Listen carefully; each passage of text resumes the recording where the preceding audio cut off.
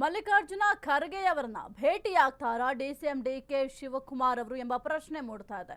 ನಿನ್ನೆ ಎಐಸಿಸಿ ಅಧ್ಯಕ್ಷರ ಜೊತೆ ಸಿದ್ದರಾಮಯ್ಯ ಅವರು ಚರ್ಚೆಯನ್ನ ಮಾಡಿದ್ರು. ಇದರ ಬೆನ್ನಲ್ಲೇ ಏನಾದರೂ ಡಿಸಿಎಂ ಡಿಕೆ ಶಿವಕುಮಾರ್ ಅವರು ಕೂಡ ಮಲ್ಲಿಕಾರ್ಜುನ ಖರ್ಗೆ ಅವರನ್ನ ಭೇಟಿ ಆಗ್ತಾರಾ? ಹಾಗಾದ್ರೆ ನಿನ್ನೆ ಸಿದ್ದರಾಮಯ್ಯ ಅವರ ಜೊತೆ ಚರ್ಚೆಯನ್ನ ಮಾಡಿದ್ರು ಮಲ್ಲಿಕಾರ್ಜುನ ಖರ್ಗೆ ಅವರು. ಸಿಎಂ ಭೇಟಿಯ ಬೆನ್ನಲ್ಲೇ ಏನಾದರೂ ಭೇಟಿ ಮಾಡ್ತಾರಾ? ಅಧಿಕಾರ ಹಂಚಿಕೆಗೆ ಪಟ್ಟು ಹಿಡಿದಿರುವ ಡಿಕೆ ಬ್ರದರ್ಸ್ ಸರ್ಕಾರಕ್ಕೆ 2.5 ವರ್ಷ ಪೂರೈಸಿದ ಹಿನ್ನೆಲೆ ಬಿಗಿ ಪಟ್ಟು ಹಿಡಿದಿದ್ದಾರೆ.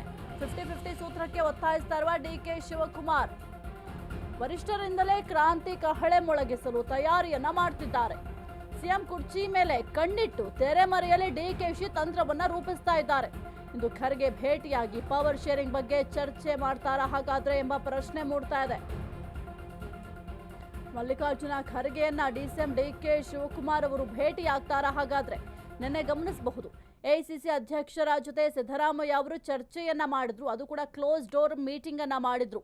ಇನ್ನು ರಾತ್ರಿ ಸಂದರ್ಭದಲ್ಲಿ ಒಂದು ಮೀಟಿಂಗ್ ಅನ್ನ ಮಾಡಿದ್ರು. ಆ ಒಂದು ಸಂದರ್ಭದಲ್ಲಿ ಸಂಪುಟ ಪುನರಚನೆ ವಿಚಾರವಾಗಿ ನಾನು ಯಾವುದೇ ರೀತಿಯ ಮಾತನಾಡಿಲ್ಲ ಅಂತ ಸ್ವತಃ ಸಿಎಂ ಸಿದ್ದರಾಮಯ್ಯ ಅವರು ಹೇಳಿದ್ರು. ಈ ಒಂದು ಪವರ್ ಶೇರಿಂಗ್ ವಿಚಾರವಾಗಿ ಮಾತನಾಡಿದ್ದಾರೆ. ಅದರ ಬೆನ್ನಲ್ಲೇ ಈಗ ಏನಾದರೂ ಡಿಕೆ ಶಿವಕುಮಾರ್ ಅವರು ಕೂಡ ಹೋಗಿ ಮಾತನಾಡುವ ಪ್ರಯತ್ನವನ್ನ ಮಾಡ್ತಾರಾ ಅಂತ ನೋಡ್ಬೇಕಾಗುತ್ತೆ.